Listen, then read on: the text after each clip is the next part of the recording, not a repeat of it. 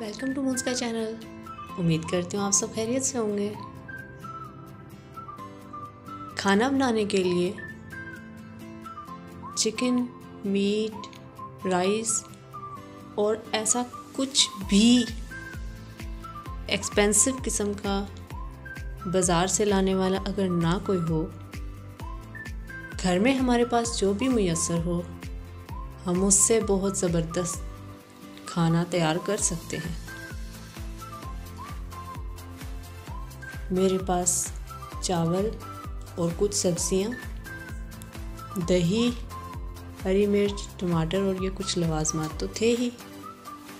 میں نے ان سب سے ایک زبردست قسم کی ریسیپی تیار کر لی ہے. دوپہر کا کھانا تیار ہے. میں نے سوچا آپ سے بھی یہ شیئر کیا جائے. سب سے پہلے پیاز تھے، میں نے ان کو براؤن کر لیا.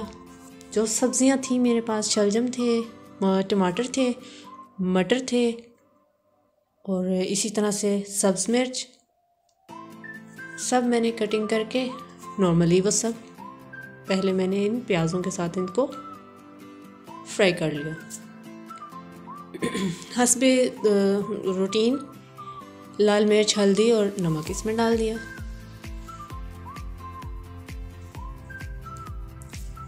بہت زیادہ ہلایا جلایا نہیں پھر میں نے اس سب کو، بس سیٹنگ کے ساتھ جب اس کا تھوڑا سا اس نے پکنا سٹارٹ کر دیا تو میں نے اس کو ڈھک کے رکھ دیا. یہ پک رہا ہے، ساتھ میں ہی میں نے پانی بوائل کر لیا. تمام کھڑے مسالہ جات میں نے اس بوائلنگ پانی میں ایڈ کر دی.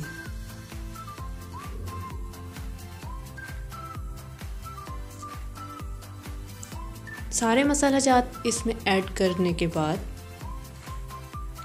لونگ، کالی مرچ، زیرہ، دھنیا سوکھا، بڑی الائچی، دار چینی، اوورال جو کچھ بھی تھا سب اس میں ایڈ کر دیا. ساتھ ہی میں نے 2 چمچ نمک بھی ڈال دیا.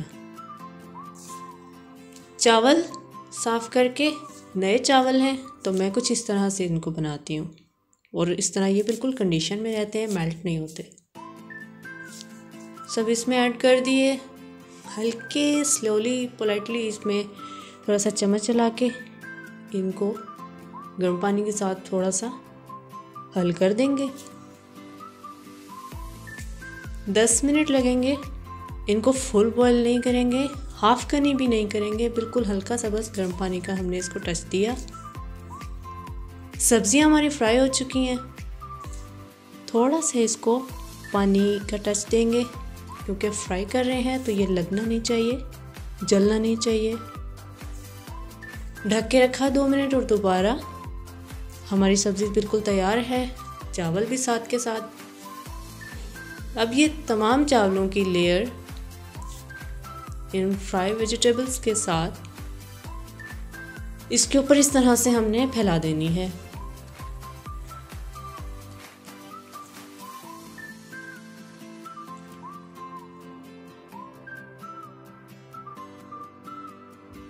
کھڑے کھڑے چاول ہیں اور اسی طرح کے یہ پک کے تیار بھی ہوں گے.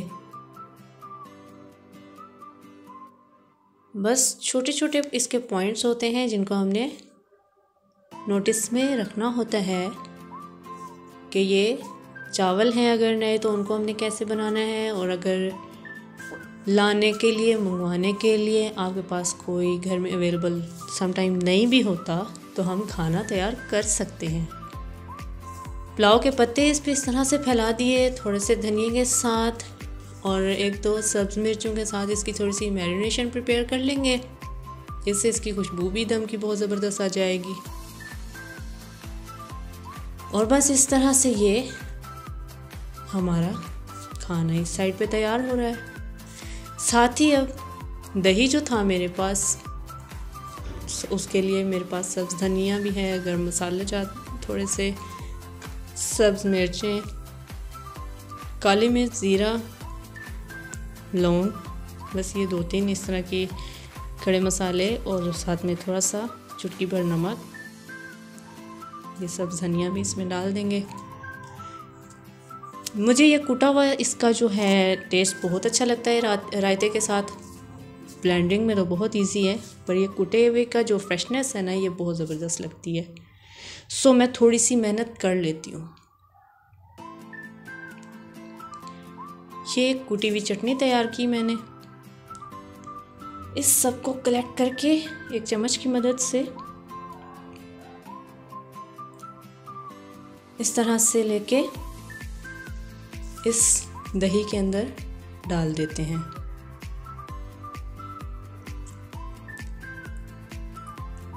ہینڈ بلینڈنگ سے اس کو اچھی طرح سے بلینڈ کر لیں گے.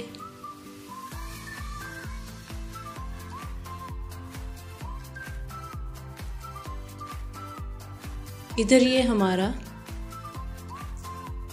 بہت ہی مزیدار خوشبو کے ساتھ رائتہ بھی بن کے تیار ہو گیا. ایک اور چیز بھی یاد ہے مجھے، سلاد بھی بنا سکتے ہیں. کچھ مخصوص چیزیں تھیں، انہی سب سے سلاد بنایا، ہلکی سی دھنیا کی میرینیشن دے دی. چاول بھی ہمارے پک کے تیار ہو چکے. ڈش آؤٹ کیے، سبز مرچ کے ساتھ میرینیشن دی، اور ہمارا لنچ تیار ہے. اگر آپ کو میری ویڈیو پسند آئی تو میرے چینل کو لائک اینڈ سبسکرائب کیجیے. Thanks for watching my video. اللہ حافظ.